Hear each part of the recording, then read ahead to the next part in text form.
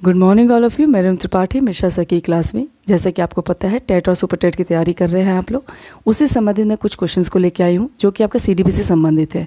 मेरे क्वेश्चन होंगे 30 और उसको कंप्लीट करेगा 120, यानी कि आपको 30 क्वेश्चन मिलेंगे, उससे संबंधित आपको 120 क्वेश्चन आपके कॉन्सेप्ट आपके क्लियर हो जाएंगे। 4 ऑप्शन है, 4 ऑप्शन को मैं डिटेल में बताऊँगी।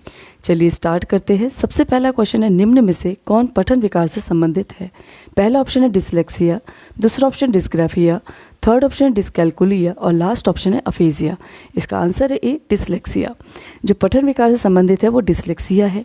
डिस्ग्राफिया की बात करें तो डिस्ग्राफिया आपका लिखने की अक्षमता से संबंधित होता है, और डिस्कैल्कुलिया की बात करें तो वो गणित की संबंधित जितनी भी समस्याएं आती है वो डिस्कैल्कुलिया से संबंधित होता है।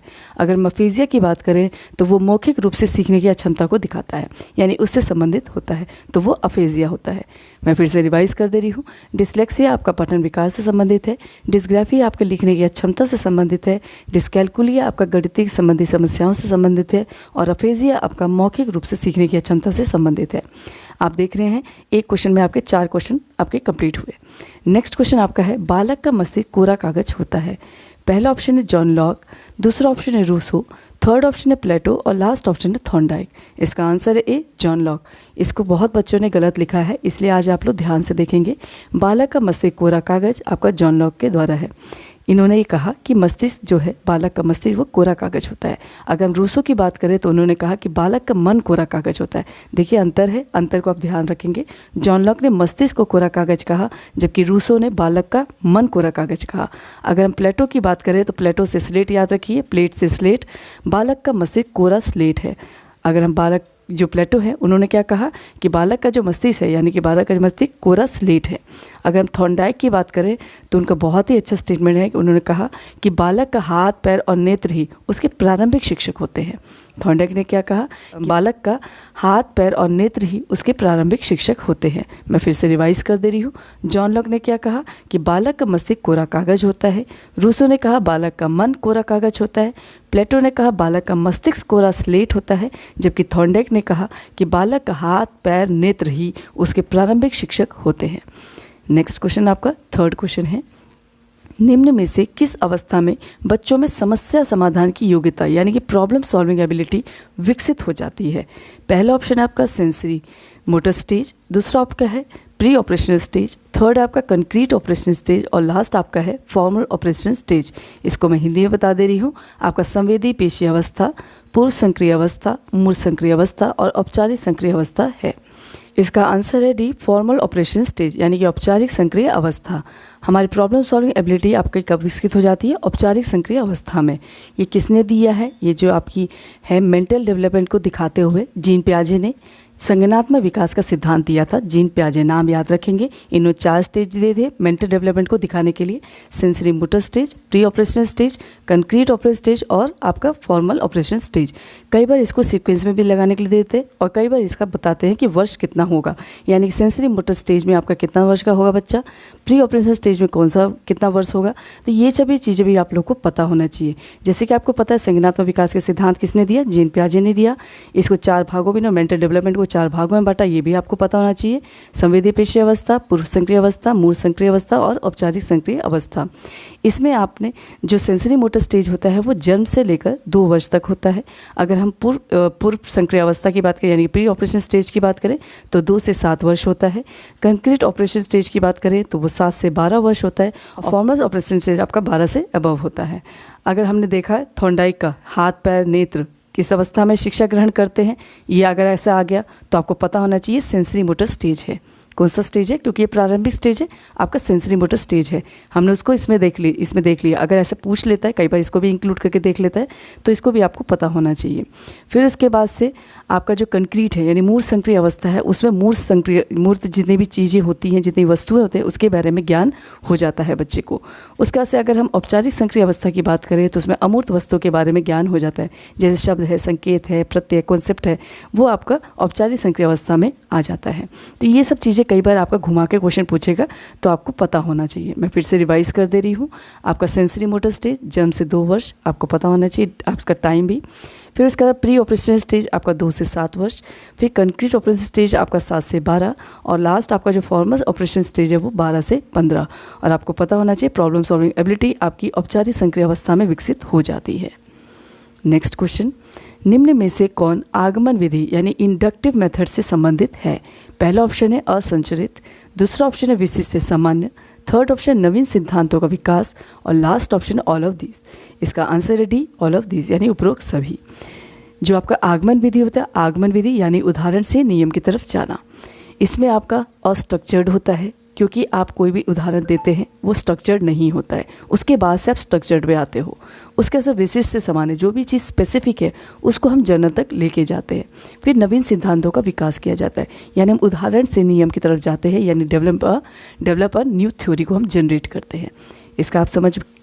इसका बाद आप समझ गए हैं आगमन विधि क्या होता है, उदाहरण से आपका नियम की तरफ लेके जाना, जिसमें आपका अनस्ट्रक्चर्ड होता है, स्पेसिफिक टू जनरल होता है, और डेवलप न्यू थ्योरी इसमें इंक्लूड होता है।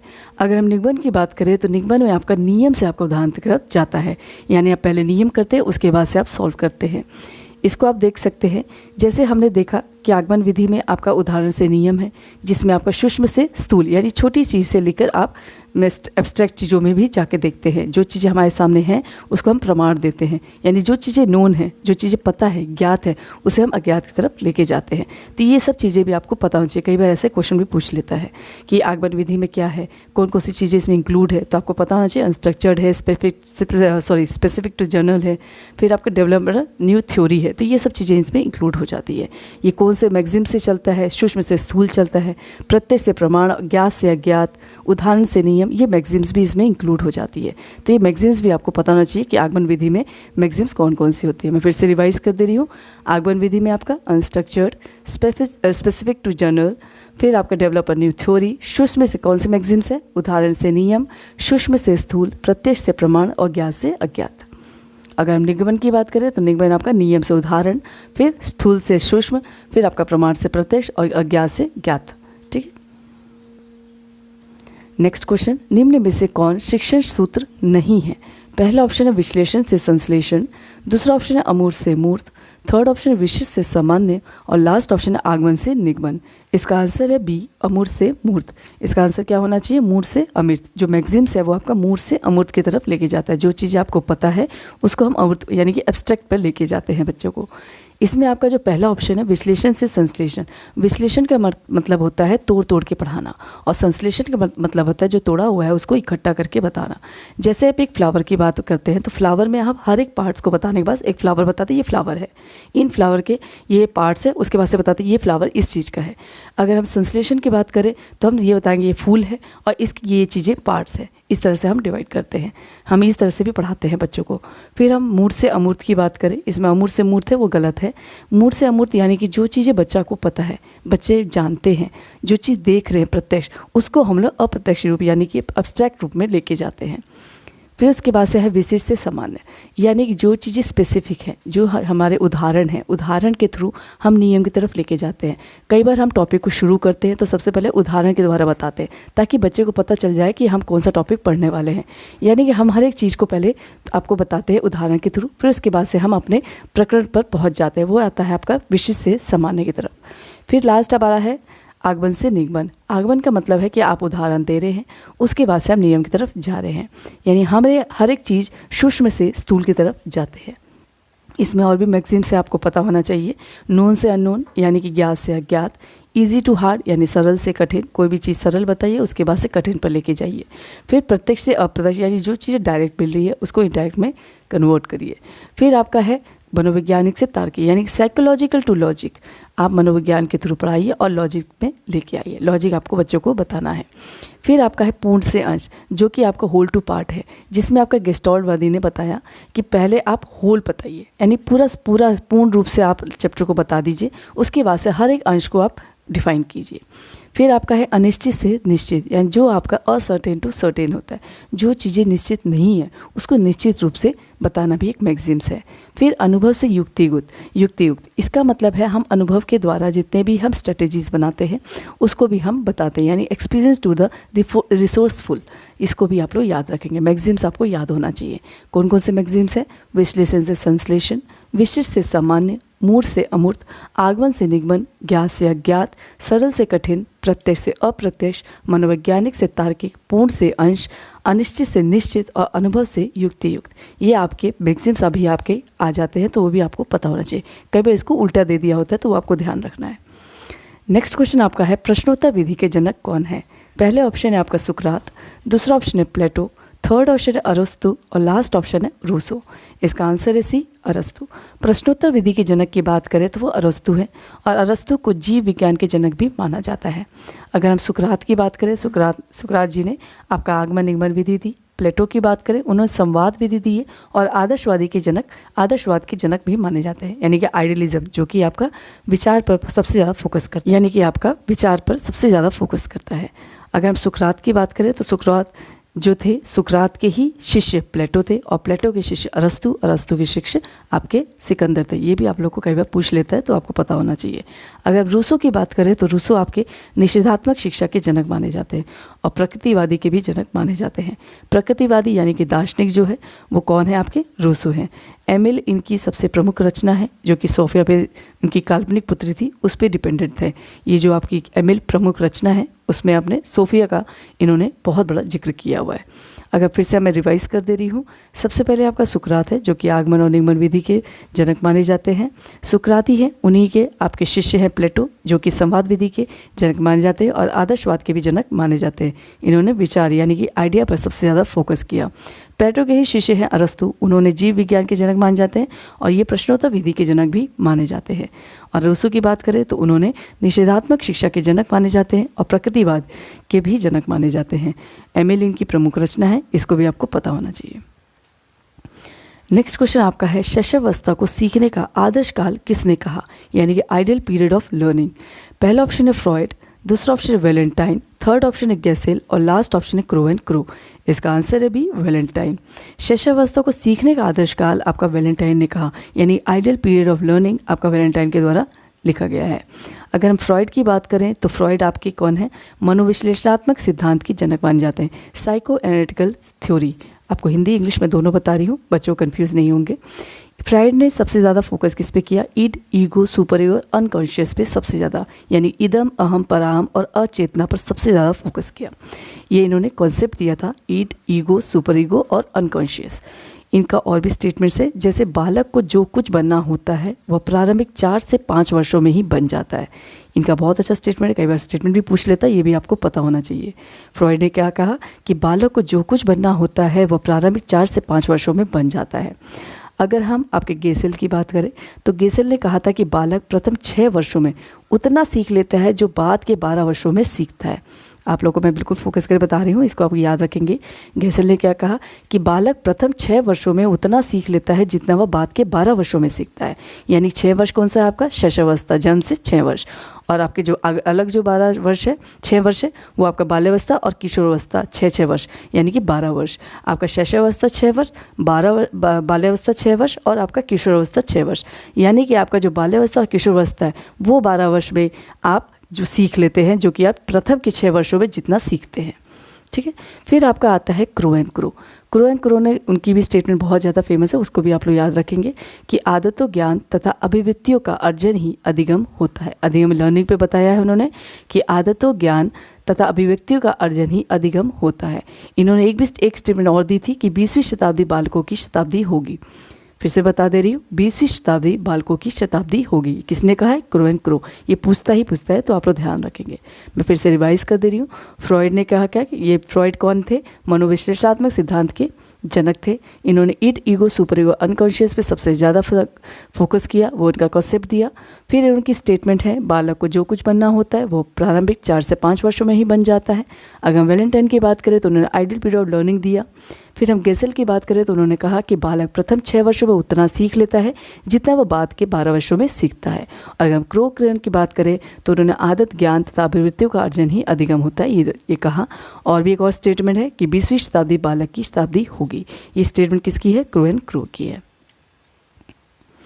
नेक्स्ट क्वेश्चन आपका है, बाल्यावस्था को मानव जीवन का अनोखा काल कहा, किसने कहा? आप पहले देख रहे हैं सीखने का अनोखा काल और इसमें है जीवन का अनोखा काल। बाल्यावस्था की बात कर रहा है। पहला ऑप्शन है कोल एंड बुश, दूसरा ऑप्शन है वॉटसन, थर्ड ऑप्शन है रॉस और लास्ट ऑप्शन है किलपैट्रिक। इसका आंसर है call and Bush. Call and Bush ने कहा कि बाल्यावस्था को मानव जीवन का अनोखा काल किसने माना है? वो कॉल एंड बुश ने माना गया। अगर हम वॉटसन की बात करें तो वॉटसन आपके मनोविज्ञान के यानी ये व्यवहार के विज्ञान के रूप में परिभाषित करने का श्रेय आपका वॉटसन को जाता है। अगर हम उनकी बात करें तो उन्होंने एक अच्छा स्टेटमेंट दिया था कि आप हमें एक बालक दे दो, उसे मैं जो चाहूँ सो बना सकता हूँ। मैं फिर से रिवाइज कर दे रही हूँ, आप हमें एक बालक दे दो, मैं उसे जो चाहूँ सो बना सकता हूँ। इन्होंने को वॉटसन जी को मनोविज्ञान व्यवहार के जनक भी माने जाते हैं और ये धनात्मक विज्ञान की बात करते हैं। यानी इन्होंने एक स्टेटमेंट भी है कि मनोविज्ञान व्यवहार का धनात्मक विज्ञान है। ये स्टेटमेंट किसने दिया? वॉटसन ने दिया है। ये बहिर्दर्शन विधि के भी जनक माने जाते हैं और व्यवहार के अध्ययन की विधि का भी जो श्रेय है वो वॉटसन को ही जाता है, क्योंकि बहिर्दर्शन विधि ही व्यवहार के अध्ययन की विधि है। फिर आपके रॉस की बात करें तो रॉस ने कहा कि मिथ्या परिपक्वता अवस्था यानी कि जो स्पीडियो मैच्योरिटी एज होती है वो बाल्यावस्था को कहा। रॉस ने क्या कहा? स्पीडियो मैच्योरिटी एज को बाल्यावस्था की अवस्था कहा। मिथ्या परिपक्वता अवस्था अगर पूछेगा किसने कहा है तो वो रॉस ने कहा है। इसके बाद से किलपैट्रिक की बात करें तो किलपैट्रिक ने कहा कि बाल्यावस्था को प्रतिद्वंद्वात्मक सामाजिकरण का काल कहा है। किलपैट्रिक ने क्या कहा? बाल्यावस्था को प्रतिद्वंद्वात्मक सामाजिकरण का काल कहा। इसमें आप देख सकते हैं बाल्यावस्था कई बार टर्म्स आती हैं, क्योंकि बाल्यावस्था को मानव जीवन का स्वर्णिम काल कहा गया है। ये आपको पता होना चाहिए कि मानव जीवन को जो बाल्यावस्था है मानव जीवन का स्वर्णिम काल कहा जाता है। इसमें आपका बहुत सारे टर्म्स आते हैं, जैसे डर्टी एज आएगा, गंदी अवस्था, फिर प्रारंभिक विद्यालय आयु की अवस्था यानी कि एलिमेंट्री स्कूल एज, फिर आपका आता है स्फूर्ति एज यानी कि स्मार्ट एज, शर्म और गर्व की अवस्था बाल्यावस्था है। तो ये टर्म्स भी अगर आते हैं तो आपको पता होना चाहिए कि बाल्यावस्था को कहा जा रहा है। मैं फिर से रिवाइज कर दे रही हूँ। कॉल एंड बुश ने क्या कहा कि बाल्यावस्था मानव जीवन का अनोखा काल है। वॉटसन ने कहा कि मनोविज्ञान को व्यवहार का विज्ञान के रूप में किसने परिभाषित किया? वॉटसन ने। उन्होंने क्या कहा कि आप हमें एक बालक दे दीजिए, उसे जो चाहूँ मैं सो बना सकता हूँ। फिर इन्होंने मनोविज्ञान व्यवहार का धनात्मक विज्ञान की बात भी की। बहिर्दर्शन के जनक माने जाते हैं जिसमें व्यवहार के अध्ययन की विधि को देखा जाता है। रॉस की बात करें तो इन्होंने मिथ्या परिपक्वता अवस्था को बाल्यावस्था कहा, यानी कि आपका स्पीडियो मैच्योरिटी एज आपकी बाल्यावस्था को कहा। बाल्यावस्था यानी कि आपका मानव जीवन का स्वर्णिम काल, बच्चों का जो है बाल्यावस्था है वो मानव जीवन का स्वर्णिम काल कहा जाता है। किलपैट्रिक की बात करें तो बाल्यावस्था को प्रतिद्वंद्वात्मक सामाजिकरण का काल कहा जाता है। इसमें बहुत सारे टर्म्स है, जैसे डर्टी एज आ जाए तो भी आपका बाल्यावस्था है, फिर आपका एलिमेंट्री स्कूल एज आ जाए तो भी आपका बाल्यावस्था है, स्मार्ट एज लिखा जाए या फिर शर्म या गर्व की अवस्था बताया जाए तो भी आपकी बाल्यावस्था ही है। तो इसे आप लोग याद रखेंगे। नेक्स्ट क्वेश्चन आपका, निम्न में से कौन बाल मनोविज्ञान के जनक है? पहला ऑप्शन है आपका अरस्तु, दूसरा ऑप्शन है थॉर्नडाइक, थर्ड ऑप्शन है पेस्टोलॉजी और लास्ट ऑप्शन है विलियम जेम्स। इसका आंसर है सी, पेस्टोलॉजी। पेस्टोलॉजी आपके मानव बाल मनोविज्ञान के जनक माने जाते हैं। ये आपको पता होना चाहिए, कई बार पूछ लेता है कि बाल मनोविज्ञान के जनक कौन है, तो आपको पता होना चाहिए पेस्टोलॉजी।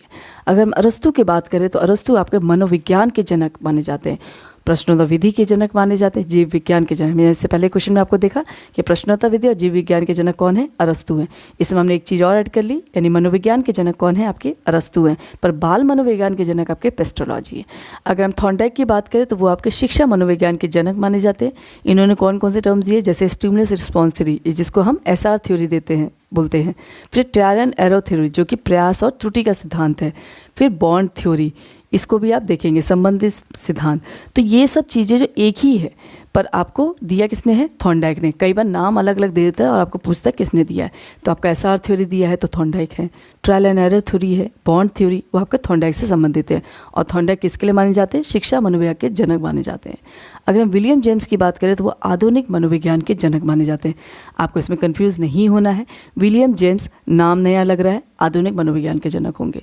थॉर्नडाइक, इन्होंने शिक्षा की बात की सबसे ज़्यादा, यानी शिक्षा मनोविज्ञान के जनक आपके कौन है? थॉर्नडाइक है, जिन्होंने आपका एसआर थ्योरी दिया, ट्रायल एंड एरर थ्योरी दिया, बॉन्ड थ्योरी। ये सभी नाम एक ही हैं पर अलग अलग नाम से आपको पूछ लेता है। अरस्तु की बात करें तो मनोविज्ञान के जनक माने जाते हैं, जो कि आपका प्रश्नोत्तर विधि, जीव विज्ञान के जनक भी आपके अरस्तु माने जाते हैं। अगर बाल मनोविज्ञान के जनक पूछ लेगा तो आपको पेस्टोलॉजी आपको पता होना चाहिए। मैं फिर से रिवाइज कर दे रही हूँ। अरस्तु आपके मनोविज्ञान के जनक, प्रश्नोत्तर विधि के जनक, जीव विज्ञान के जनक माने जाएंगे। जो थॉर्नडाइक है आपके, वो शिक्षा मनोविज्ञान के जनक, SR theory, trial and error और बॉन्ड थ्योरी के जनक माने जाते हैं। फिर आपका पेस्टोलॉजी है, जो कि आपके बाल मनोविज्ञान के जनक माने जाते हैं। और विलियम जेम्स की बात करें तो वो आधुनिक मनोविज्ञान के जनक माने जाते हैं। नेक्स्ट क्वेश्चन, निम्न में से कौन विकासात्मक मनोविज्ञान के जनक है?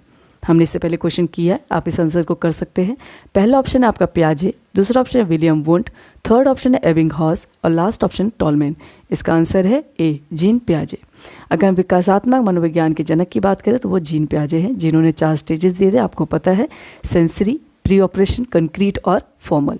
तो ये 4 ऑप्शन भी आपको पता होना चाहिए, 4 इनके स्टेजेस पता होना चाहिए। जीन पियाजे ने कौन कौन से स्टेजेस दिए वो आपको पता होना चाहिए। दूसरा ऑप्शन जो आपका है विलियम वुंट, उन्हें आप प्रयोगशाला मनोविज्ञान के जनक से नाम से जानते हैं, यानी विलियम वुंट आपके प्रयोगशाला मनोविज्ञान के जनक माने जाते हैं।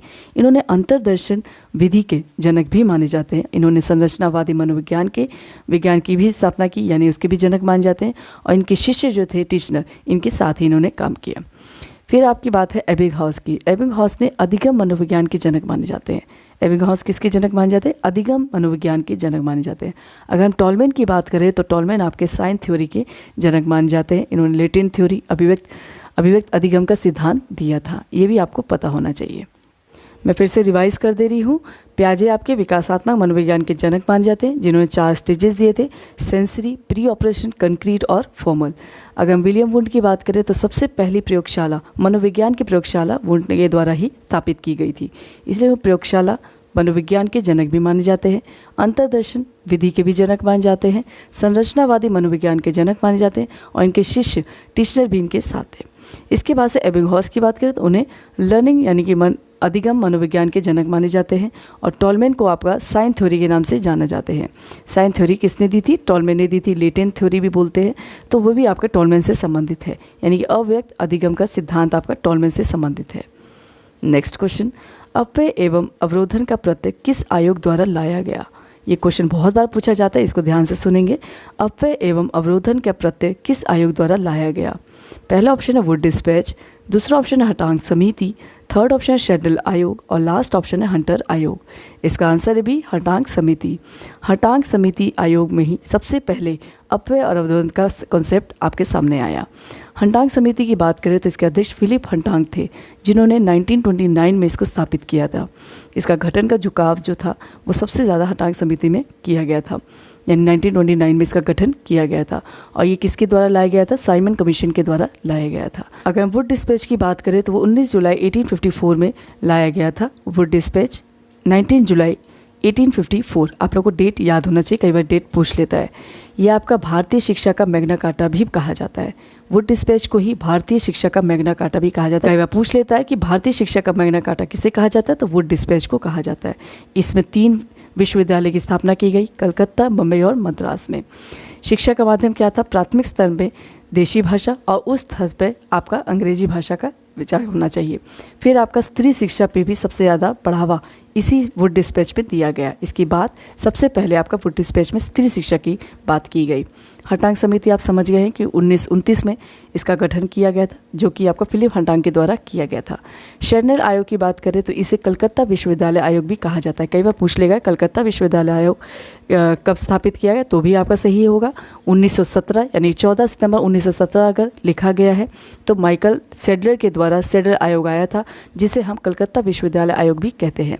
उस शिक्षा का ये आयोग है, ये आपको पता होना चाहिए। हमने जो वुड डिस्पैच देखा उसमें आपका अलग है, और शेड्यूल आयोग आपका देखा है तो उच्च शिक्षा का आयोग इसमें है शेड्यूल आयोग। अगर हम बात करें 10+2+3 का जो सुझाव है वो सबसे पहले आपका शेड्यूल आयोग में ही आया था, और अब हमारा क्या है, CBCS मोड है, तो वो अलग है 5+3+3+4। इसके बाद से आपका हंटर आयोग। हंटर आयोग को भारतीय शिक्षा का आयोग भी कहा जाता है। भारतीय शिक्षा आयोग किसे कहा जाता है? हंटर आयोग। कई बार नाम अलग से पूछ लेगा तो आप लोग कंफ्यूज नहीं होंगे। भारतीय शिक्षा आयोग आपका हंटर आयोग ही है। इसके अध्यक्ष कौन थे? William Hunter. अध्यक्ष नाम याद होना चाहिए, विलियम हंटर। इसकी स्थापना कब की गई थी? 3 फरवरी 1882 को, जो कि लॉर्ड रिपन द्वारा स्थापित किया गया था। 3 फरवरी 1882 को हंटर आयोग। आपका शेड्यूल आयोग 14 सितंबर 1917, हांटांग समिति 1929 में, और आपका वुड डिस्पैच 19 जुलाई 1854 में। मैं फिर से रिवाइज कर दे रही हूँ। वुड डिस्पैच आपका कब आया? 19 जुलाई 1854 में। भारतीय शिक्षा का मैग्ना कार्टा आपका वुड डिस्पैच को कहा जाता है। 3 विश्वविद्यालय की स्थापना की गई, कलकत्ता, मुंबई और मद्रास में इसकी स्थापना की गई विश्वविद्यालयों की। फिर शिक्षा का माध्यम प्राथमिक स्तर पर आपका देशी भाषा, उस स्तर पर आपका अंग्रेजी भाषा। फिर आपका स्त्री शिक्षा को बढ़ावा भी इस सबसे पहले वुड डिस्पैच में की गई थी। अगर हम हंटांग समिति की बात करें तो हंटांग समिति के अध्यक्ष कौन थे? फिलिप हंटांग। फिर उन्होंने कब स्थापना की थी? इसका गठन कब हुआ था? 1929 में। और ये किसके द्वारा लाया गया? साइमन कमीशन के द्वारा लाया गया। शेड्यूल आयोग की बात करें तो 14 सितंबर 1917 में इसकी स्थापना की गई। इसको कलकत्ता विश्वविद्यालय आयोग भी कहा जाता है। इसके अध्यक्ष कौन थे? Michael schedule. इन्होंने उस शिक्षा आयोग की बात की। 10+2 का जो सुझाव है सबसे पहले शेड्यूल आयोग द्वारा ही दिया गया था। फिर आपका हंटर आयोग की बात करें तो उसे भारतीय शिक्षा आयोग कहा जाता है। इसके अध्यक्ष कौन थे? विलियम हंटर, जिन्होंने आपका 3 फरवरी 1882 को लॉर्ड रिपन द्वारा स्थापित किया गया था। इसकी वजह से आप देख रहे हैं जो कॉन्सेप्ट है, जो क्वेश्चन है आपका अपव्यय और अवरोधन का प्रत्यय, उसके बारे में आपको पता होना चाहिए। कई बार पूछ लेगा अपव्यय का अर्थ क्या होता है, अवरोधन का अर्थ क्या होता है, वो भी आपको पता होना चाहिए। हंटांग समिति द्वारा लेके आया गया, ये आपको पता है। अपव्यय का मतलब होता है जो बच्चे ड्रॉप आउट कर जाते हैं, यानी बीच में छोड़ देते हैं, उसको हम अपव्यय कहते हैं। और अगर बच्चा बार बार एक ही क्लास में फेल हो रहा है तो उसे हम अवरोधन कहते हैं। तो ये कॉन्सेप्ट भी आपको पता होना चाहिए। अपव्यय का मतलब ड्रॉप आउट यानी छोड़ देना बीच में ही, और अवरोधन का मतलब होता है कि बार बार एक ही कक्षा में रहना, यानी कि एक ही कक्षा में बार बार पढ़ना। नेक्स्ट क्वेश्चन आपका है, किशोरावस्था को संघर्ष, तनाव, तूफान तथा विरोध की अवस्था किसने कहा? पहला ऑप्शन है गुड एनफ, दूसरा ऑप्शन है रॉस, थर्ड ऑप्शन है स्टेनले हॉल, और लास्ट ऑप्शन है जर्शील्ड। इसका आंसर है सी, स्टेनले हॉल। स्टेनले हॉल की ये स्टेटमेंट है कि किशोरावस्था को संघर्ष, तनाव, तूफान तथा विरोध की अवस्था कहना, यानी इसमें स्ट्रेस, स्ट्रेन, स्ट्रॉम और स्टिफ की बात की है। ये किसने कहा था? स्टेनले हॉल ने। अगर हम गुड एनफ की बात करें तो उन्होंने मेंटल डेवलपमेंट के बारे में बताया। उनकी एक स्टेटमेंट है कि संपूर्ण मानसिक विकास का आधा भाग प्रारंभिक 3 वर्षों में तथा 5 से 6 वर्षों में 90% हो जाता है। मैं फिर से रिवाइज कर दे रही हूँ। गुड एडम ने क्या कहा मेंटल डेवलपमेंट के बारे में? जैसे आपके जीन पियाजे ने 4 स्टेजेस दिए हैं, वैसे गुड एडम ने कहा था कि संपूर्ण मानसिक विकास का आधा भाग प्रारंभिक 3 वर्षों में तथा 5 से 6 वर्षों में 90% हो जाता है। इन्होंने एक और चीज़ें कही थी, एक और स्टेटमेंट है उनका बहुत ही फेमस, वो भी आपको पता होना चाहिए। कभी स्टेटमेंट्स पूछ लेते तो आपको पता होना चाहिए किसने कहा है। जैसे किशोरावस्था शैशवावस्था की पुनरावृत्ति की अवस्था है। किशोरावस्था शैशवावस्था की पुनरावृत्ति की अवस्था किसने कहा है? गुड एनफ ने कहा है। ये हमेशा स्टेटमेंट आता है, तो इसको भी, स्टेटमेंट्स को भी आपको याद रखना है। फिर अगर हम जलशीट की बात करें तो जलशीट ने कहा कि किशोरावस्था बाल्यावस्था की परिपक्वता की ओर संक्रमण की अवस्था है, यानी कि ट्रांजेक्शन पीरियड है, संक्रमण काल है। जलशीट ने क्या कहा कि किशोरावस्था बाल्यावस्था से परिपक्वता की ओर संक्रमण की अवस्था है। किशोरावस्था से संबंधित हम कुछ टर्म्स भी देखेंगे। जैसे बाल्यावस्था में हमने देखा बाल्यावस्था कौन कौन से टर्म्स के थ्रू आप पता कर सकते हैं कि बाल्यावस्था है, वैसे हम किशोरावस्था को भी देखेंगे। किशोरावस्था को इंग्लिश में एडोलसेंस कहते हैं, जिसका अर्थ होता है टू ग्रो टू मैच्योरिटी, यानी परिपक्वता की ओर अग्रसर होना। अगर टर्म आ जाएगा वीर पूजा की अवस्था, जो कि एज ऑफ हीरो हीरोशिप है, तो फिर वो भी आपका किशोरावस्था से संबंधित है। बसंत ऋतु की अवस्था अगर कह रहे हैं तो भी आपका किशोरावस्था है। समस्यात्मक आयु, प्रॉब्लम एज भी आपका किशोरावस्था को ही माना जाता है।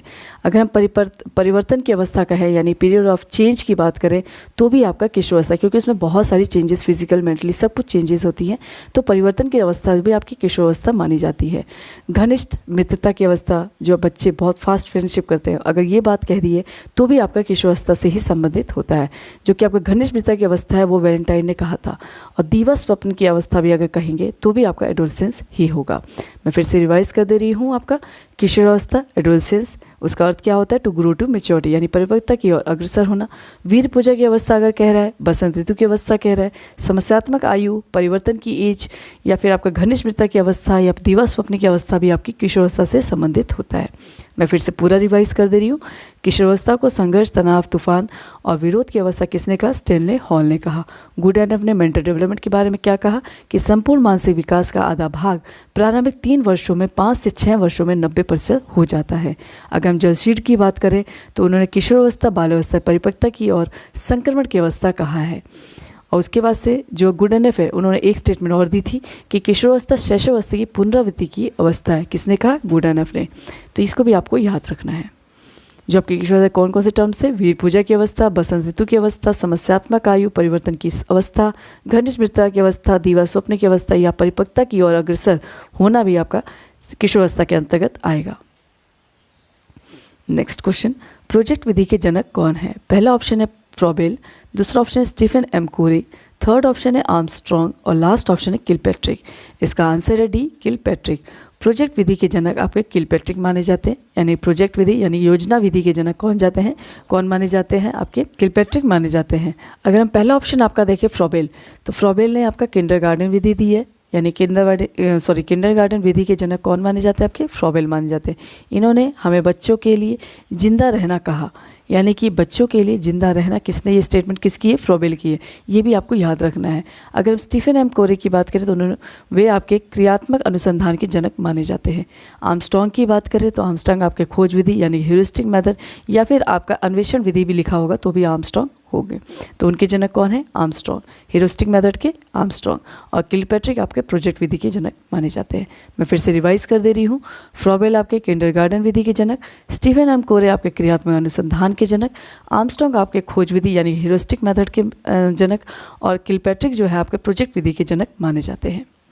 नेक्स्ट क्वेश्चन, समाजमिति विधि के जनक निम्न में से कौन है? यानी सोशियोमेट्रिक मेथड की बात कर रहे हैं। पहला ऑप्शन है मोरानो, दूसरा ऑप्शन है ब्रियान हायर, थर्ड ऑप्शन है मोंटेसरी मारिया और लास्ट ऑप्शन है एरिक्सन। इसका आंसर है ए, मोरानो। समाजमिति विधि के जनक आपके मोरानो माने जाते हैं। अगर हम ब्रियान एंड हायर की बात करें तो वह अधिगम वक्र के जनक माने जाते हैं, जो कि लर्निंग कर्व की बात कर रहे हैं, ब्रियान और हायर के द्वारा दिया गया है। मोंटेसरी मौर्य की बात करें तो वो इटली के थी और इन्हें मोंटेसरी विधि के जनक माने जाते हैं, जो कि 3 से 6 वर्षों के बच्चों के लिए इन्होंने दी थी शिक्षा। एरिक्सन की बात करें तो वो मनोसामाजिक विकास के सिद्धांत के माने जाते हैं। जो मनोसामाजिक विकास का सिद्धांत है वो किसने दिया था? एरिक्सन ने दिया था। मैं फिर से रिवाइज कर दे रही हूँ। मोरेनो आपके समाजमिति विधि के जनक माने जाते हैं, जो कि सोशियोमेट्रिक मेथड है, वो आपका किसने दिया? मोरेनो ने दिया। और ब्रियान एंड हायर की बात करें तो वो आपके लर्निंग कर्व के माने जाते हैं। मोंटेसरी मारिया आपके मोंटेसरी विधि के जनक मानी जाती है, जिन्होंने 3 से 6 वर्षों के बच्चों के लिए शिक्षा की बात की। फिर उसके बाद से आपका एरिक्सन है, उन्होंने मनोसामाजिक विकास का सिद्धांत दिया। नेक्स्ट क्वेश्चन, व्यवहार के कारण व्यवहार में आया कोई परिवर्तन अधिगम है, ये किसका कथन है? पहला ऑप्शन है वुडवर्थ, दूसरा ऑप्शन है Guilford, third option Gates and अन्य और लास्ट ऑप्शन है स्किनर। इसका आंसर है बी, गिलफोर्ड। गिलफोर्ड का ये कथन है कि व्यवहार के कारण व्यवहार में आया परिवर्तन अधिगम है। मैं फिर से रिवाइज कर दे रही हूँ। व्यवहार के कारण व्यवहार में आया कोई परिवर्तन अधिगम है, वो किस लिए स्टेटमेंट है? गिलफोर्ड का। अगर हम वुडवर्थ की बात करें तो वुडवर्थ ने कहा कि नवीन ज्ञान और नवीन प्रतिक्रियाओं के अर्जन ही अधिगम है। नवीन ज्ञान और नवीन प्रतिक्रियाओं का अर्जन ही अधिगम है। अगर हम गेट्स की बात करें तो उन्होंने कहा कि अनुभव तथा प्रशिक्षण के द्वारा व्यवहार का उन्नयन ही अधिगम है। क्या कहा उन्होंने? कि अधिगम तथा प्रशिक्षण द्वारा व्यवहार का उन्नयन ही अधिगम है। अगर हम स्किनर की बात करें तो स्किनर ने कहा कि अधिगम व्यवहार में उत्तरोत्तर अनुकूलन की एक प्रक्रिया है। मैं फिर से रिवाइज कर दे रही हूँ। स्किनर ने क्या कहा? अधिगम व्यवहार में उत्तरोत्तर अनुकूलन की एक प्रक्रिया है। इसी में एक और आप देखेंगे, क्रूएन की भी बहुत अच्छी स्टेटमेंट है। उन्होंने कहा कि आदतों, ज्ञान और अभिवृत्तियों का अर्जन ही अधिगम है। हमने इससे पहले पढ़ा था, अब ध्यान होगा। क्रूएन ने क्या कहा? कि आदतों, ज्ञान तथा अभिवृत्तियों का अर्जन ही अधिगम है। वुडवर्थ ने क्या कहा? नवीन ज्ञान तथा नवीन प्रतिक्रियाओं का अर्जन ही अधिगम है। गिलफोर्ड ने क्या कहा? कि व्यवहार के कारण व्यवहार में आया कोई भी परिवर्तन आपका अधिगम है।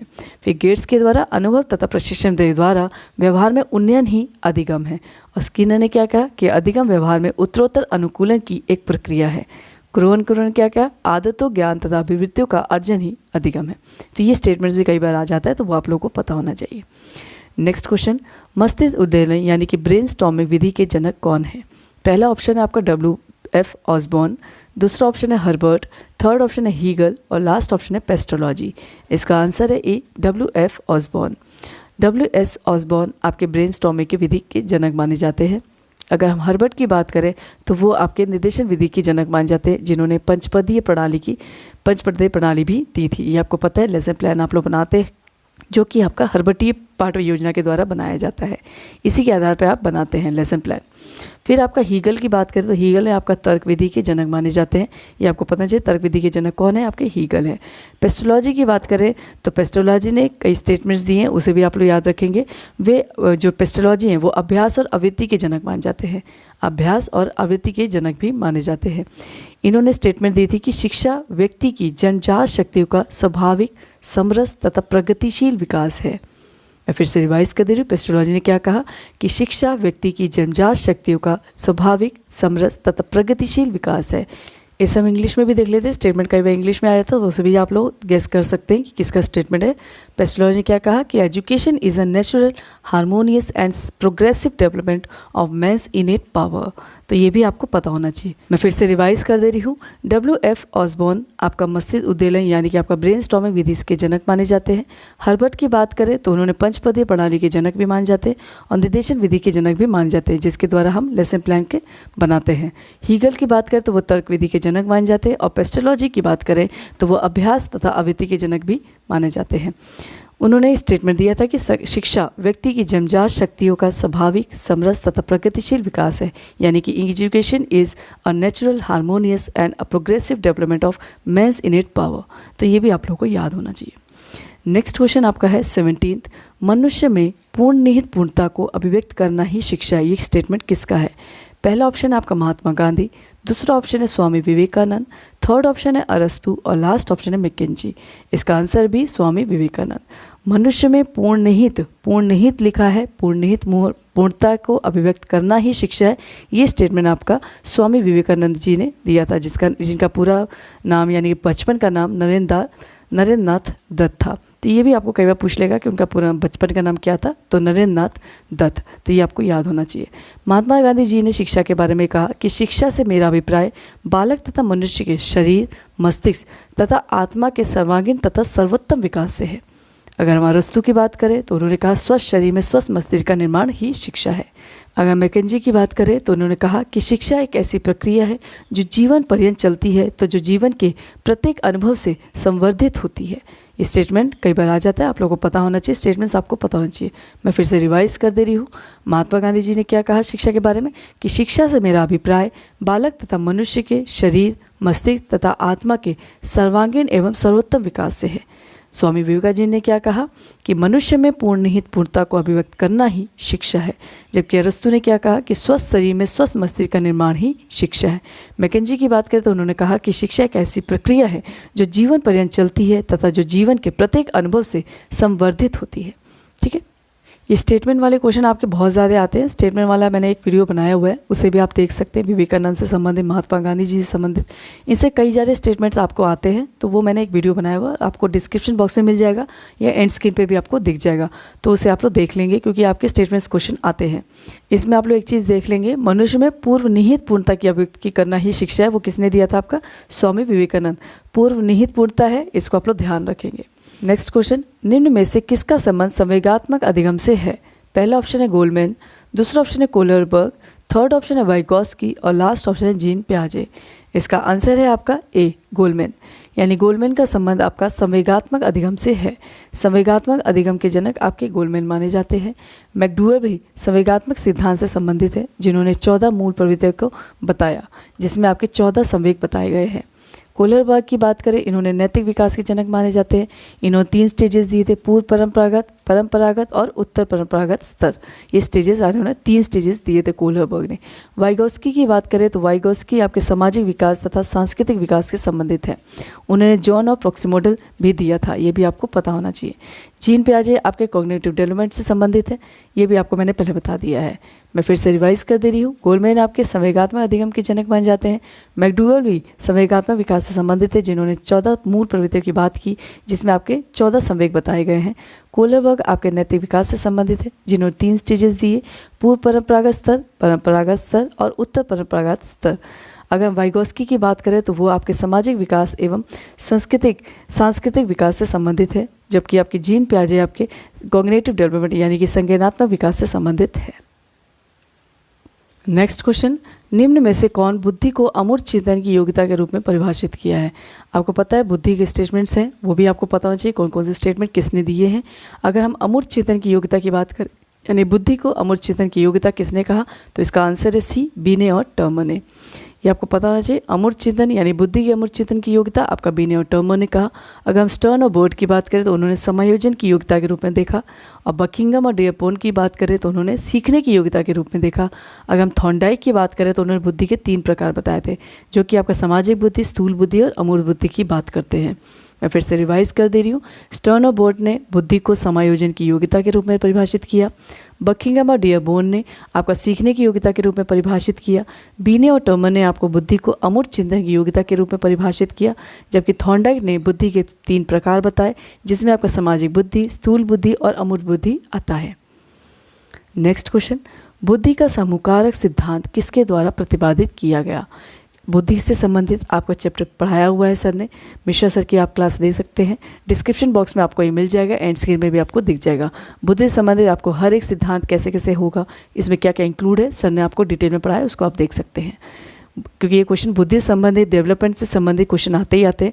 आप विधि और विकास से संबंधित बहुत सारे क्वेश्चन आते हैं, बुद्धि से संबंधित क्वेश्चन आते हैं, बच्चे कंफ्यूज हो जाते हैं। आप लोग डिटेल में देख लीजिए, मिश्रा सर ने उसको डिटेल में पढ़ाया हुआ है, आप उसे देख लीजिए और आपको क्लियर हो जाएगा।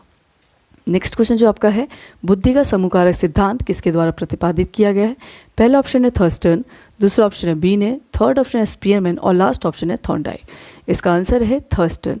यानी बुद्धि का समूहकारक सिद्धांत किसके द्वारा प्रतिपादित किया गया? थर्स्टन द्वारा। इन्होंने पीएम में थ्योरी भी दिया था, यानी कि प्राइमरी मेंटल एबिलिटी भी दिया था। ये भी अगर पूछ ले तो भी आपको पता होना चाहिए, थर्स्टन ने दिया। समूहकारक सिद्धांत किसने दिया? थर्स्टन ने दिया। इन्होंने mental, numerical, reasoning, spatial, verbal, word fluency की बात की।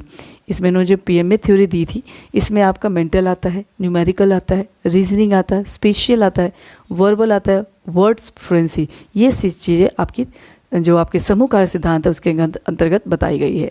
अगर हम बीने की बात करें तो उन्होंने क्या दिया था? यूनिट फैक्टर थ्योरी, यानी एक कारक सिद्धांत किसने दिया था? बीने ने दिया था। स्पीयरमैन की बात करें तो उन्होंने 2 फैक्टर थ्योरी, जिसमें आपका जनरल और स्पेसिफिक जी और एस बताया था। अगर हम थॉर्नडाइक की बात करें तो उन्होंने बहुकारक सिद्धांत दिया था, ये भी आपको पता होना चाहिए। मैं फिर से रिवाइज कर दे रही हूँ। थर्स्टन ने पीएम में थ्योरी दी थी। समूहकारक सिद्धांत के कौन है? थर्स्टन है, जिसमें इन्होंने mental, numerical, reasoning, spatial, verbal और वर्ड फ्लुएंसी की बात की। बीने ने आपका यूनिफैक्टर थ्योरी दी, जो कि आपका एक कारक सिद्धांत है। स्पीयरमैन ने 2 फैक्टर थ्योरी दी, जो कि आपके जनरल और स्पेसिफिक 2 कारक सिद्धांत है। थॉर्नडाइक ने आपका बहुकारक सिद्धांत दिया था।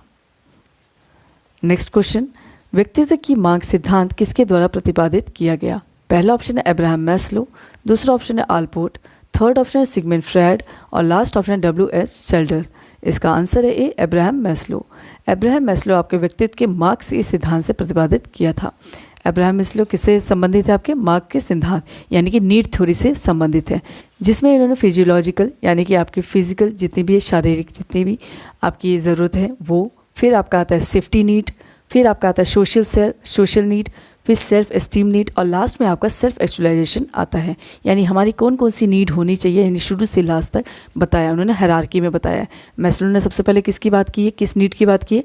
फिजियोलॉजिकल, फिर आपका सेफ्टी नीड्स, फिर सोशल नीड्स, फिर सेल्फ एस्टीम नीड्स और फिर लास्ट में आपका सेल्फ एक्चुअलाइजेशन आता है।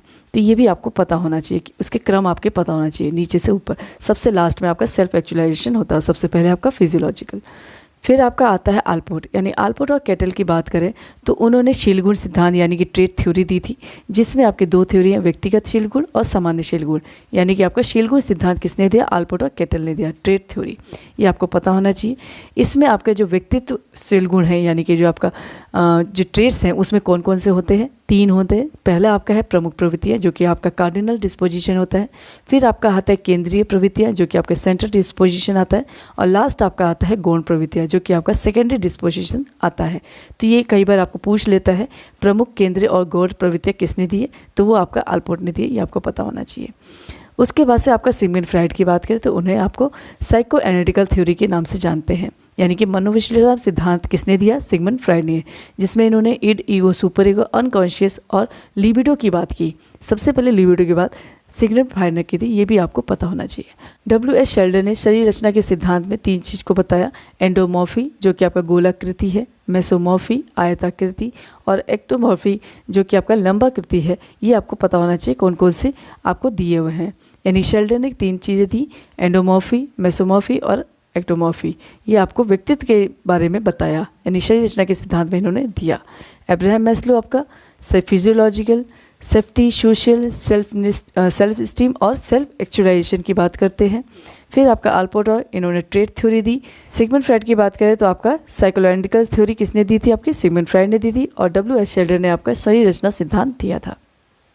नेक्स्ट क्वेश्चन, क्रिया प्रसूत अनुबंधन सिद्धांत से निम्न में से किसका संबंध है? पहला ऑप्शन है आपका एडवर्ड एल थॉर्नडाइक, दूसरा ऑप्शन है आपका पेवलॉव, थर्ड ऑप्शन है B.F. स्किनर और लास्ट ऑप्शन है कोल्हर।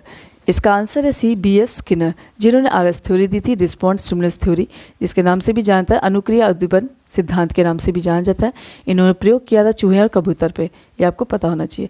एडवर्ड थॉर्नडाइक की बात करें तो उनका आपको मैंने बताया था, Edward trial and error, bond theory, ये सब चीज़ें आपके थॉर्नडाइक से संबंधित है। इन्होंने प्रयोग किस पे किया था? कैट, रैट और चिकन पे। SR थ्योरी इन्होंने दी थी, स्टिमुलस रिस्पॉन्स थ्योरी दी थी, यानी जो कि आपका उद्दीपन अनुक्रिया सिद्धांत है। ट्रायल एंड एरर दी थी, प्रयास और त्रुटि का सिद्धांत भी आपका थॉर्नडाइक से संबंधित है। बॉन्ड थ्योरी जो कि आपका बंधन सिद्धांत है, यानी कनेक्सिज्म है, यानी संबंधवाद का सिद्धांत भी आपका एडवर्ड थॉर्नडाइक के द्वारा ही दिया गया था। पेवलॉव की बात करें तो उन्होंने प्रयोग किया था कुत्ते पर। इनका जो थ्योरी है वो आपका क्लासिकल कंडीशन थ्योरी है, जो कि क्लासिकल अनुबंधन सिद्धांत के नाम से जाना जाता है। कोहलरबर्ग की बात करें तो कोहलरबर्ग ने आपका प्रयोग किया था चिंपैंजी पे, उसका नाम था सुल्तान।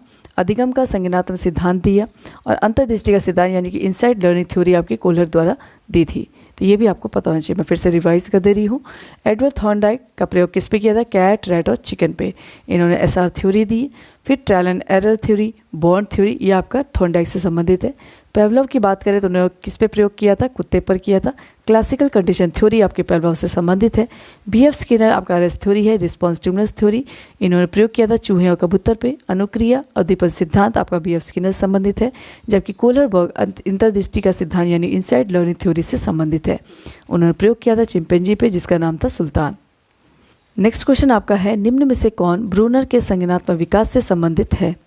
पहला ऑप्शन है आपका क्रियात्मक अवस्था यानी इनएक्टिव स्टेज, दूसरा ऑप्शन है प्रतिबिंबात्मक अवस्था यानी आइकॉनिक स्टेज, थर्ड ऑप्शन है सिंबॉलिक स्टेज यानी कि संज्ञानात्मक अवस्था, और लास्ट ऑप्शन उपरोक्त सभी। तो इसका आंसर है डी, उपरोक्त सभी। अगर ब्रूनर की संज्ञानात्मक विकास की बात करें तो उन्हें 3 स्टेज दिए। पहला आपका है क्रियात्मक अवस्था। क्रियात्मक अवस्था होता है जिसमें बालक अपने वातावरण को क्रियाओं और क्रिया प्रणाली के द्वारा समझने का प्रयास करता है। इसमें जो इस अवस्था में मानसिक प्रतिबिंब जो भी मेंटल इमेज बनती है, यहाँ भाषा का महत्व नहीं होता है, इसमें इमेजेस ध्यान रखी जाती है। जैसे आपका आता है किसी भी वस्तु को समझने के लिए बालक उसको क्या करता है? पकड़ता है, मोड़ता है या काटता है या रगड़ता है, छूने की कोशिश करता है, पटकता है, ये सब चीज़ें आपकी इनएक्टिव स्टेज में आ जाता है। अगर हम आइकॉनिक स्टेज की बात करें तो आइकॉनिक में आपका प्रतिबिंबात्मक अवस्था जो कि आपकी छायात्मक अवस्था भी मानी जाती है, इसके द्वारा बच्चे जो होते हैं वो इमेज के द्वारा सूचनाएं जो है व्यक्ति तक पहुंचाते हैं। जैसे बालक क्या करेगा? शोर, गति, विविधता, ये सब चीज़ों को से प्रभावित होता है। बालक को दृश्य स्मृति यानी विजुअल मेमोरी विकसित हो जाती है बच्चे की। जिसे ब्रूनर ने आपका प्रतिबिंबात्मक अवस्था कहा है, उसे ही पियाजे ने पूर्व संक्रियात्मक अवस्था के रूप से मानते हैं, यानी कि आइकॉनिक स्टेज आपका पूर्व संक्रियात्मक से मिलता जुलता है। अगर हम सांकेतिक अवस्था की बात करें तो इसमें आपका बालक की क्रियात्मक और प्रत्यक्षीकरण की समझ की क्या प्रतिस्थापन हो जाता है, यानी बच्चा संकेत प्रणाली के द्वारा जाता है। इसमें जो बच्चा है, बालक है, वो भाषा, तर्क और गणित सीख लेता है और तथा उसका प्रयोग भी, अप्लाई भी करना सीख जाता है। मैं फिर से रिवाइज कर दे रही हूँ। ब्रूनर के संज्ञानात्मक विकास के सिद्धांत में आपका क्रियात्मक अवस्था, आइकॉनिक स्टेज और आपका सिंबॉलिक स्टेज आता है। नेक्स्ट क्वेश्चन, जब स्कूटर चलाने वाले व्यक्ति द्वारा कार चलाना अधिगम के किस प्रकार के अंतःकरण में आता है? पहला ऑप्शन है क्षैतिज अंतःकरण, जिसे आपका हॉरिजॉन्टल ट्रांसफर कहते हैं। दूसरा आपका उद्धव अंतरण जो कि आपका वर्टिकल ट्रांसफर होता है। थर्ड है आपका द्विपार्श्विक अंतरण जो कि आपका बायलेटरल ट्रांसफर होता है। और लास्ट ऑप्शन आपका ऋणात्मक अंतरण जो कि आपका नेगेटिव ट्रांसफर होता है। तो इसका आंसर है बी, उद्धव अंतरण यानी कि वर्टिकल ट्रांसफर। जब स्कूटर चलाने वाले व्यक्ति कार के द्वारा कार चलाना हो जाता है तो वो लर्निंग आपकी उद्धव अंतरण यानी कि वर्टिकल ट्रांसफर कहलाती है। इसको हम डिटेल में देख लेते हैं कि उद्धव अंतरण होता क्या है। जब किसी भी परिस्थिति में अर्जित ज्ञान जो आपको ज्ञान है अनुभव है, जो प्रशिक्षण है, उसका उपयोग प्राणी के द्वारा किसी अन्य भिन्न प्रकार के या फिर उच्च स्तरीय परिस्थितियों में किया जाता है, तब उस सीखने को हम ऊर्ध्व अंतःकरण कहते हैं, यानी कि वर्टिकल ट्रांसफ़र कहते हैं। जैसे आपका क्या है, स्कूटर चलाने वाला जो व्यक्ति है वो कार चलाना सीखता है। इस समय वो अपने पूर्व अनुभव को यानी कि आपके वर्टिकल ट्रांसफ़र में कन्वर्ट कर रहा है। फिर आपका आता है नेक्स्ट जो ऑप्शन है आपका क्षैतिज अंतरण। जो क्षैतिज अंतरण होता है उसको इंग्लिश में हॉरिजॉन्टल ट्रांसफ़र कहते हैं। हॉरिजॉन्टल ट्रांसफ़र का मतलब होता है कि जब किसी परिस्थिति में अर्जित ज्ञान, जो भी आपका ज्ञान है, अनुभव है, प्रशिक्षण है, उसका उपयोग व्यक्ति के द्वारा उसी प्रकार के लगभग समान परिस्थिति में किया जाता है, तो उसे सीखने का क्षैतिज अंतःकरण कहते हैं। इसे आप याद करेंगे। जैसे उदाहरण में हम देख सकते हैं कि गणित के जोड़ और घटाने के प्रश्नों को हल करने के लिए अभ्यास की उसी तरह से अन्य प्रश्नों को भी किया जाता है, तो वो उसी तरह के सेम परिस्थिति में करने वाले जो प्रश्न किए जा रहे हैं, तो वो आपका हॉरिजॉन्टल ट्रांसफ़र कहलाएगा। फिर आपका नेक्स्ट जो ऑप्शन है आपका द्विपार्श्विक अंतरण। द्विपार्श्विक अंतरण होता है बायलेटरल ट्रांसफ़र, जिसमें आपके मानव शरीर होता है उसको दो भागों में बांटा जाता है, जो कि आपका राइट पोर्शन और लेफ्ट पोर्शन है। इसमें जब मानव शरीर के एक भाग को दिए गए प्रशिक्षण का अंतरण दूसरे भाग में करता है, तो वो बायलेटरल ट्रांसफ़र होता है। जैसे हम एग्जाम्पल में देख लेंगे कि दाएँ हाथ से लिखने की योग्यता का लाभ आप बाएँ हाथ से भी लिखने में करते हैं, तो वो आपका द्विपार्श्विक अंतरण कहलाता है। फिर लास्ट जो ऑप्शन है आपका नेगेटिव ट्रांसफ़र। नेगेटिव ट्रांसफ़र का मतलब होता है कि जैसे आपका निषेधात्मक अंतरण भी इसे कह सकते हैं, जब पूर्व अर्जित ज्ञान या नवीन ज्ञान को अर्जित ज्ञान में यानी कि अर्जित करने में बाधक होता है, तो वो ऋणात्मक अंतःकरण कहलाता है। जब जितने भी हमने अर्जित ज्ञान है, हमारे पूर्व अर्जित ज्ञान है, और नवीन ज्ञान में जब अर्जित करने की बात आती है और वो बाधक आता है, तो वो हमारा ऋणात्मक अंतःकरण कहलाता है। जैसे ऋणात्मक अंतःकरण में आपका पूर्व ज्ञान, अनुभव और प्रशिक्षण नई बातों को सीखने में व्यवधान उत्पन्न करता है, तो ये आपका नेगेटिव ट्रांसफ़र कहला जाता है।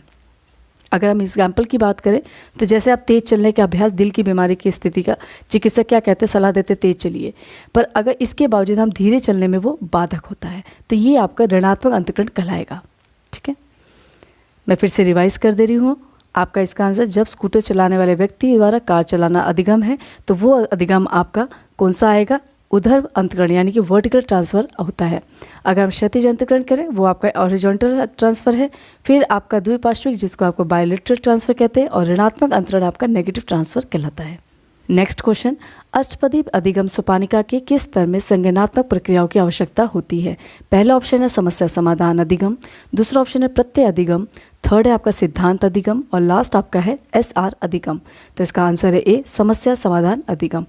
अष्टपदी अधिगम सोपानिका में आपका संज्ञानात्मक प्रक्रियाओं की आवश्यकता आपकी समस्या समाधान अधिगम में होती है, जिसमें आप अवलोकन करते हैं, विश्लेषण करते हैं, तर्क करते हैं, चिंतन करते हैं, विभेदन और कल्पना भी करते हैं। अगर हम इसके हायरार्की की बात करें तो इसको हायरार्की को किसने दिया था, हायरार्की ऑफ लर्निंग किसने दी थी, आपकी RM गैने ने दी थी। इन्होंने हायरार्की ऑफ लर्निंग की बात की, इन्होंने आर्ट्स लर्निंग बताई। सबसे पहले लर्निंग आपकी है यानी कि आपकी जटिलता की तरफ जा रही है, मैं नीचे से बता रही हूँ फिर जटिल पे पहुँचूंगी। सबसे पहले आपका सिग्नल लर्निंग, जिसे आप हिंदी में संकेत अधिगम कहते हैं, यानी बच्चा संकेत के द्वारा लर्निंग कर रहा है। फिर आपका आता है SR लर्निंग यानी उद्दीपक अनुक्रिया अधिगम, जिसमें बच्चे को स्टिमुलस दिया जाता है और बच्चा रिस्पॉन्स करता है। मैंने क्वेश्चन पूछा और बच्चे ने रिस्पॉन्स किया, उसके द्वारा वो लर्निंग करता है। फिर आपका आता है चेन लर्निंग, जिसमें बच्चा एक एक करके कड़ी बनाता है। ठीक है, फिर उसके बाद से आता है वर्बल लर्निंग, फिर बच्चा शाब्दिक रूप से लर्निंग करता है। फिर आपके आता है मल्टीपल डिस्क्रिमिनेशन लर्निंग यानी कि बहु विभेदन अधिगम, जिसमें बच्चा हर एक चीज़ को इंक्लूड करता है, यानी मल्टीपल जितने भी आपके कॉन्सेप्ट है उनको इंक्लूड करता है, यानी बहु विभेदन अधिगम करता है। फिर आपका आता है कॉन्सेप्ट लर्निंग, यानी बच्चों का कॉन्सेप्ट क्लियर होने लगता है, वो कॉन्सेप्ट लर्निंग करने लगता है। फिर आपका आता है प्रिंसिपल लर्निंग, जो कि आपका सिद्धांत लर्निंग आता है, यानी बच्चा अपना प्रिंसिपल बना लेता है, नियम बना लेता है, उसके थ्रू वो काम को करता है। और लास्ट में अपने प्रॉब्लम सॉल्विंग लर्निंग करता है, यानी कि अपने प्रॉब्लम को सॉल्व कर लेता है, जिसे हम हिंदी में समस्या समाधान अधिगम कहते हैं। पहले आपका क्या आया, सिग्नल लर्निंग, फिर SR लर्निंग, फिर चेन लर्निंग, फिर वर्बल लर्निंग, फिर आपका मल्टीपल डिस्क्रिमिनेशन लर्निंग, फिर आपका आता है कॉन्सेप्ट लर्निंग, फिर आपका आता है प्रिंसिपल लर्निंग, और लास्ट में आपका प्रॉब्लम सॉल्विंग लर्निंग आता है। आप नीचे से ऐसे याद कर सकते हैं, SSC और ऊपर से PPC याद करेंगे और बीच में MB याद करेंगे, आपको याद हो जाएगा। इस आपके निमोनिक्स से भी आप याद कर सकते हैं। मैं फिर से रिवाइज कर दे रही हूँ। अष्टपदी अधिगम सोपानिका की संज्ञानात्मक प्रक्रिया की अवस्था आपकी समस्या समाधान अधिगम में आता है, जिसमें आप अवलोकन, विश्लेषण, तर्क, चिंतन, विभेदन आदि करते हैं। जी किसने दिया था अधिगम सोपानिका? आपका RM ज्ञानी ने दिया था, जिसमें उन्होंने 8 बातें बताई, 8 लर्निंग बताई, जिसमें आपका signal learning, SR learning, chain learning, verbal learning, multiple discrimination learning, concept learning, principle learning और आपका प्रॉब्लम सॉल्विंग लर्निंग आता है। नेक्स्ट क्वेश्चन, अभिप्रेरणा चक्र के संबंध में निम्नलिखित में से कौन सा सही क्रम है? पहला ऑप्शन है आपका आवश्यकता, फिर आपका है प्रोत्साहन, फिर आपका है अंतर्नोद। सेकंड ऑप्शन है आपका प्रोत्साहन, आवश्यकता, अंतर्नोद। थर्ड ऑप्शन है अंतर्नोद, प्रोत्साहन, फिर आवश्यकता, और लास्ट है आपका आवश्यकता, अंतर्नोद और लास्ट है आपका प्रोत्साहन। इसका आंसर है डी। पहले आपका आवश्यकता, यानी कि आपकी जो भी नीड्स है, अगर आपको भूख लगी है तो आपकी सबसे पहली नीड क्या है? भोजन। उसके बाद से आप उसके लिए कार्य करते हैं, यानी कि उसमें क्रियाशील होते हैं, वो आपका ड्राइव बन जाता है, और जब वो आपको प्राप्त हो जाता है वो आपका इंसेंटिव यानी कि प्रोत्साहन बन जाता है। तो सबसे पहले आपका क्या है? फिजियोलॉजिकल, जो भी आपकी पहली आवश्यकता है उसको आप फुलफिल करेंगे। उस फुलफिल को करने के लिए आप ड्राइव्स की क्यों यानी चालक के रूप में क्रिया करेंगे, और उस क्रिया को करने के बाद से जो आपको मिल जाता है, यानी आपको भोजन मिल जा रहा है, तो वो आपका इंसेंटिव के रूप में काम करता है। अगर हम अभिप्रेरणा की बात करें तो सबसे अच्छा कोटेशन है गुड का। उन्होंने कहा था कि अभिप्रेरणा किसी कार्य को प्रारंभ करने, जारी रखने अथवा नियंत्रित करने की प्रक्रिया है। हम इसको इंग्लिश में देख सकते हैं कि motivation is the process of arousing, sustaining and regulating activity है। मैं फिर से रिवाइज कर दे रही हूँ। गुड ने क्या कहा कि अभिप्रेरणा किसी कार्य को प्रारंभ करने, जारी रखने अथवा नियंत्रित करने की प्रक्रिया है। ये किसने कहा? गुड ने कहा। ये कई बार स्ट्रीम में पूछ लेता है, तो आप लोग को पता होना चाहिए। अभिप्रेरणा चक्र आपका क्या है? सबसे पहले नीड है, फिर ड्राइव है, फिर आपका इंसेंटिव है। ये आपका सही क्रम है, जिसमें आपका नीड क्या है? आपकी भोजन, यानी कि आपकी जो सबसे पहली नीड है उसको यूज़ करेंगे। उसको करने के लिए, उसको पाने के लिए आप जो क्रिया करते हैं वो ड्राइव से, और अगर मिल जाता है तो वो इंसेंटिव है। अभिप्रेरणा का हमने गुड का क्या देखा कि अभिप्रेरणा किसी कार्य को प्रारंभ करने, जारी रखने अथवा नियंत्रित करने की प्रक्रिया है। ये आपका अभिप्रेरणा यानी कि मोटिवेशन है। नेक्स्ट क्वेश्चन, निम्नलिखित में से कौन सा रचनात्मक आंकलन यानी कि फॉर्मेटिव इवैल्यूएशन के लिए उचित उपकरण नहीं है? पहला ऑप्शन है सत्परीक्षा, दूसरा ऑप्शन है प्रश्नोत्तर या खेल, थर्ड ऑप्शन है दत्त कार्य और लास्ट ऑप्शन है मौखिक प्रश्न। इसका आंसर है ए, सत्परीक्षा, जो आपका अंतिम में परीक्षा होती है वो। आपका जो फॉर्मेटिव एवैल्यूएशन है, इसमें आपका प्रश्नोत्तर या खेल भी आ सकता है, दत्त कार्य या मौखिक प्रश्न भी आते हैं, क्योंकि ये ड्यूरिंग द क्लास होता है। इसमें आपका ड्यूरिंग द क्लास जितनी भी क्रियाएं होती हैं वो आपका फॉर्मेटिव इवैल्यूएशन के अंतर्गत आता है। इसी में आप फॉर्मेटिव इवैल्यूएशन के अंतर ही हम डायग्नोज भी करते हैं, यानी बच्चों की कठिनाई समस्या का समाधान भी करते हैं, उसमें सुधार लाने की कोशिश भी करते हैं। जो ये फॉर्मेटिव और समेटिव इवैल्यूएशन है, यानी कि इवैल्यूएशन से संबंधित जितने भी क्वेश्चन है, जितना भी उसका डिटेल है, वो मिश्रा सर ने बहुत अच्छे से पढ़ा है। अगर आपको इसको देखना है, समझना है, तो इसे आप पूरा शुरू से लेकर लास्ट तक देखिए मिश्रा सर की क्लास। आपको ये जो लिंक है वो डिस्क्रिप्शन बॉक्स में मिल जाएगा, एंड स्क्रीन पे भी मिल जाएगा। इसमें आपका फॉर्मेटिव क्या है, समेटिव क्या है, डायग्नोज क्या है, उपचारात्मक इवैल्यूएशन क्या होता है, इन सब के बारे में डिटेल में सर ने बताया है। और कुछ हमने आपको क्वेश्चंस भी दिए हैं, तो उसको भी आप देख लेंगे तो आपको बिल्कुल क्लियर हो जाएगा। फॉर्मेटिव इवैल्यूएशन क्या होता है? जब हम ड्यूरिंग द क्लास करते हैं। और समेटिव इवैल्यूएशन क्या होता है? जब हम ख़त्म कर देते हैं, यानी कि सेशन जब खत्म हो जाता है, एंड होता है, तो वो आपका समेटिव इवैल्यूएशन होता है। फिर आपका नेक्स्ट क्वेश्चन है, शैक्षिक विकास के मूल्यांकन का अर्थ है। पहला ऑप्शन है छात्रों की प्रगति का आंकलन, दूसरा ऑप्शन है कक्षा अभिलेखों का मूल्यांकन, थर्ड ऑप्शन है कार्य निष्पादन का मूल्यांकन, और लास्ट है आपका ज्ञान क्षमता का मूल्यांकन। अगर हम शैक्षिक विकास के मूल्यांकन की बात करें तो वो आपका ज्ञान क्षमता का मूल्यांकन करता है। इसमें डांडेटकर ने क्या कहा कि छात्र ने शैक्षणिक उपलब्धि को किस सीमा तक प्राप्त किया, यह ज्ञात करने की व्यवस्थित प्रक्रिया मूल्यांकन कहलाती है। मैं फिर से रिवाइज कर दे रही हूँ। डांडेटकर ने क्या कहा कि छात्र ने शैक्षणिक उपलब्धि को किस सीमा तक प्राप्त किया, यह ज्ञात करने की व्यवस्थित प्रक्रिया ही मूल्यांकन कहलाती है। ये कई बार क्वेश्चन आ जाता है, तो आप लोग ध्यान रखेंगे। हम किसका मूल्यांकन करते हैं शैक्षिक विकास में? ज्ञान क्षमता का मूल्यांकन करते हैं, यानी कि छात्र ने शैक्षिक उपलब्धि को किस सीमा तक प्राप्त किया है, वो ज्ञात करने की व्यवस्थित प्रक्रिया को हम मूल्यांकन ही कहते हैं। नेक्स्ट क्वेश्चन, मूल्यांकन प्रक्रिया के 3 महत्वपूर्ण बिंदु हैं। पहला ऑप्शन है उद्देश्य, अधिगम, अनुभव व मूल्यांकन के उपकरण। दूसरा ऑप्शन है छात्र, अध्यापक एवं उद्देश्य। थर्ड है आपका छात्र, समाज एवं अधिगम के अनुभव, और लास्ट ऑप्शन है आपका छात्र, परीक्षा व परिणाम। तो इसका आंसर है ए, उद्देश्य, अधिगम, अनुभव व मूल्यांकन के उपकरण। इसमें आपके हर एक चीज़ बिंदु आ जा रहे हैं, जिसमें छात्र अध्यापक उद्देश्य होना चाहिए, पर इसमें अनुभव भी दिया है, यानी कि अधिगम अनुभव जो आपका है वो भी मैटर करता है, और मूल्यांकन के उपकरण भी इसमें मैटर करते हैं। क्योंकि मूल्यांकन प्रक्रिया की बात कर रहा है तो इसमें गोल होना ही होना है, अधिगम अनुभव होगा और मूल्यांकन के उपकरण इसमें मुख्य बिंदु होते हैं। आज के टॉपिक का लास्ट क्वेश्चन है आपका सतत एवं व्यापक मूल्यांकन, यानी कि CCE के अंतर्गत वाक्यांश व्यापक मूल्यांकन इंगित करता है, यानी कंटिन्यूअस एवं कॉम्प्रिहेंसिव इवैल्यूएशन की बात कर रहा है। पहला ऑप्शन आपका समस्त पाठ्यक्रम का मूल्यांकन, दूसरा ऑप्शन है सभी विषयों का मूल्यांकन, थर्ड है आपका संज्ञानात्मक क्षेत्र, भावात्मक क्षेत्र और मनोगत्यात्मक क्षेत्र का मूल्यांकन, और लास्ट है आपका संज्ञानात्मक क्षेत्र का मूल्यांकन। तो इसका आंसर है सी, संज्ञानात्मक क्षेत्र, भावात्मक क्षेत्र और मनोगत्यात्मक क्षेत्र का मूल्यांकन आपका CCE के अंतर्गत आता है, जो कि आपका कंटिन्यूअस एंड कॉम्प्रिहेंसिव इवैल्यूएशन अगर बताएगा तो उसमें आपका कॉग्निटिव, इफेक्टिव और आपका साइकोमोटर क्षेत्र जितना भी आपका डोमेन है वो आपका इसमें इंक्लूड इसका इवैल्यूएशन करता है, क्योंकि बच्चे का आपका कॉग्निटिव, इफेक्टिव और साइकोमोटर ये तीनों ही क्षेत्र में इसका मूल्यांकन किया जाता है। क्योंकि आपने इसमें देखा भी है ब्लूम टैक्सोनॉमी मैंने बहुत अच्छे से पढ़ाया हुआ है। इसमें भी आप देखते हैं कि उन्होंने क्या दिया, संज्ञानात्मक क्षेत्र, भावात्मक क्षेत्र कौन कौन से उसमें है ये भी आपको पता होना, डोमेन्स के अंदर क्या क्या है उसको भी आपको पता होना चाहिए। ये तो था आपका 1 से लेकर 30 तक क्वेश्चन, जिसमें आपके बहुत सारे क्वेश्चन, बहुत सारे कॉन्सेप्ट आपके क्लियर हुए होंगे। मैं आशा करती हूँ कि आपको सब कुछ समझ में आ रहा होगा। आपको मैं बता दूं, अगर ये जो आपका है साइकोलॉजी यानी कि CDP से संबंधित क्वेश्चन है, और भी सब्जेक्ट जैसे आपका इन्वायरमेंटल है, इंग्लिश है, हिंदी है, इनसे संबंधित मैं क्वेश्चंस को करूँगी। अगर इसका मेरे को आपका फीडबैक अच्छा मिला तो मैं और भी क्वेश्चंस को करूँगी, यानी कि आपके और भी सब्जेक्ट जैसे कि इन्वायरमेंटल है, हिंदी है, इंग्लिश है, उनसे भी संबंधित 30 क्वेश्चन लाऊंगी, जो कि आपका पूरा पेपर कवर करता है। आपको मैं बता दूँ, ये लगभग आपका 1 घंटे तक है। 1 घंटे का आपका ये वीडियो होगा। इसको आप देखिए, एक बार मत देखिए, 1 से 2 बार देखिए, 2-3 बार देखिए, आपके कॉन्सेप्ट क्लियर हो जाएंगे। एक बार देखने से आपको थोड़ा कन्फ्यूजन होगी, 2-3 बार आप देख लेंगे तो इसको आपको याद हो जाएगा, क्योंकि ये पूरा निचोड़ है, CDP का पूरा निचोड़ है। 30 क्वेश्चन में ही आपके बहुत सारे क्वेश्चन बन रहे हैं। इसको शुरू से लेकर लास्ट तक ज़रूर देखिए।